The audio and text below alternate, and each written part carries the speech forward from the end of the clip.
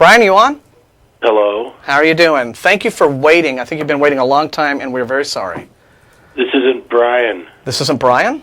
No, this is Matt. Matt? Number 2? Oh, I hit 2. Oh. I thought I hit 1. That's all right, because the longer you keep me on hold, the more crap I want to say. Yeah. You sound sick as a dog, dude. Man, you really weren't lying, were you? I was only calling to thank Tracie for stepping in at the last minute. You're welcome. My trip to Washington State, while I had a great time and enjoyed myself there and enjoyed the talk, I caught something on the plane and I've been sick in bed. So, quickly, since there's a whole bunch, and I don't want to take up the show even though I'm not on, I'll just hit my quick notes. Awesome job on the problem of evil. Love the examples that both of you gave, and I'll steal them, as you well know. That's okay. Just pay us later. On the caller talking about this could all be a test of, for example, intelligence, and you mentioned that it might be skeptics going to heaven. Not necessarily just intelligence and reason. This could be a simple test of humanity and emotion to determine who is not ready to sacrifice their moral compass, their compassion, their humanity, and their integrity in order to worship something that is obviously immoral. Right. There's a bunch of stuff coming up with regard to accommodationists. There was this skeptic post the other day that about 80 people sent me, which I'm sure I'm going to rip into because this is the second time she's done it. Yeah. Meanwhile, the NCSC is congratulating Templeton winners. So this accommodationist trend is to the point where I almost got out of bed Friday night and made a special episode of the Nonprofits, except I couldn't talk. Just to yell about that. Yeah, I'm really upset about that, too, because the simple act of congratulating Ayala, or is it Alea or Ayala? Ayala. All right, I always get that confused. The simple act of congratulating him for winning that award seems to imply that it is that it is a legitimate award. Yeah. That is worth congratulating someone for.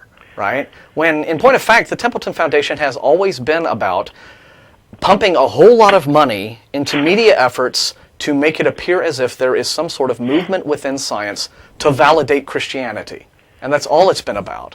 And, if there's any actual evidence there, that's fine. But for someone like Ayala, who comes out, immediately spouts this non-overlapping magisterial stuff of saying, oh, well, science and religion talk about two different areas of human endeavor.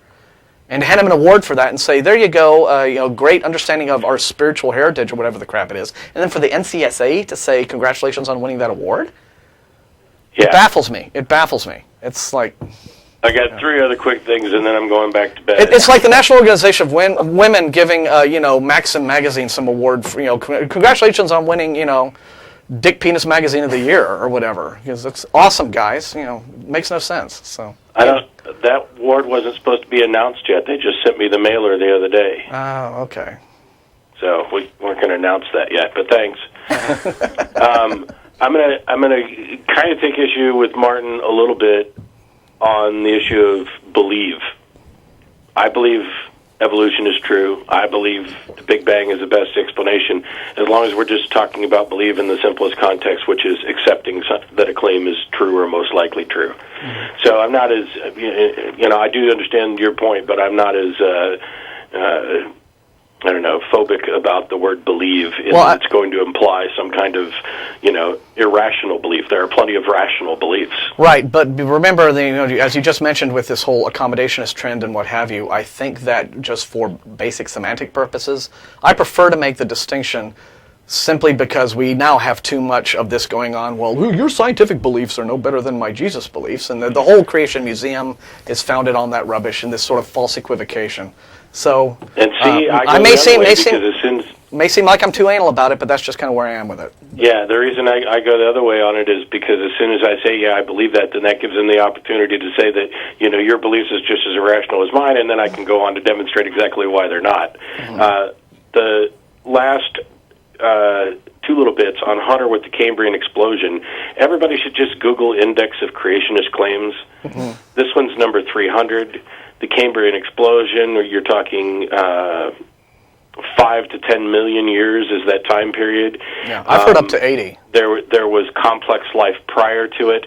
There are transitional fossils within the Cambrian explosion. Not all phyla appear within it. It's not what the creationists are cracking it up to be by a long shot. And the last thing, several people keep sending me emails. There's this moron on YouTube who has evidently tried to call me out and then claims that we're chickening out and that I have some Santa complex.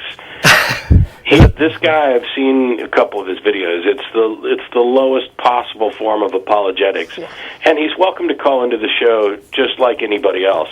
But if you're spending a lot of time paying attention to idiots on YouTube, and especially the comments that are made to idiots on YouTube, life's too short, man. Don't waste my time with it. Yeah. But that's why I never respond to those emails that we get from people saying, "Here, watch this YouTube video, and it'll make sense of everything." I just delete those. Yeah. When we get them, so. Anyway. So great job, guys. I'm going back to bed, and I'll talk to y'all soon. Yeah. It does get better, etc., etc. All right, man. Bye-bye. Bye.